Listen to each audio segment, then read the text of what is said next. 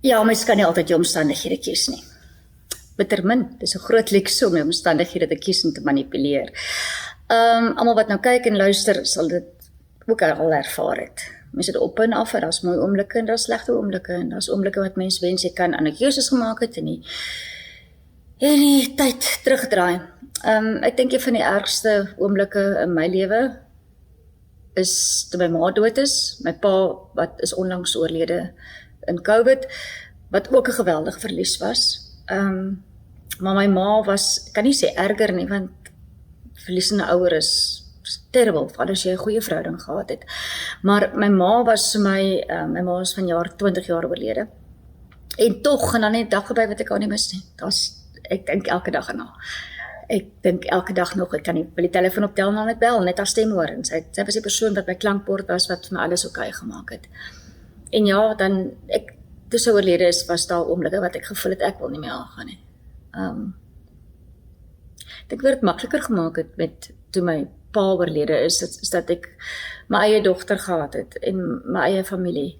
So dan het jy moet aangaan, jy moet daar wees vir jou familie en jou kind.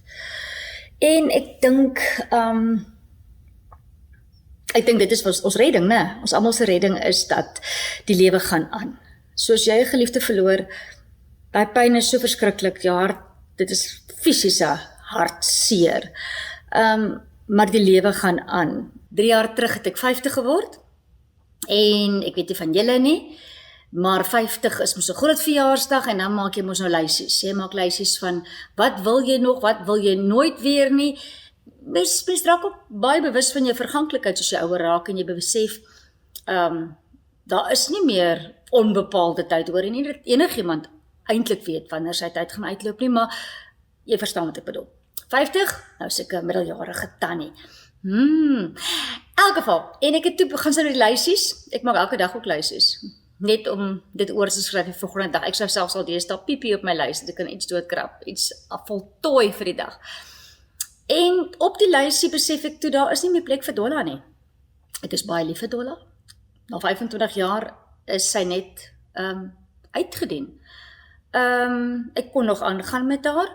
Ek wou nie meer aangaan met haar nie. Almal vra my, mis ek haar? Nee, ek mis haar nie. Ek het mos gesê, ek het toe 50 geword het, besluit ek gaan lollipop op Gumtree sit, en stilettos teen die muur ophang, en weet jy, toe ek eers haar besluit geneem het, ek dink soos baie dinge in my se lewe, toe ek eintlik verlig.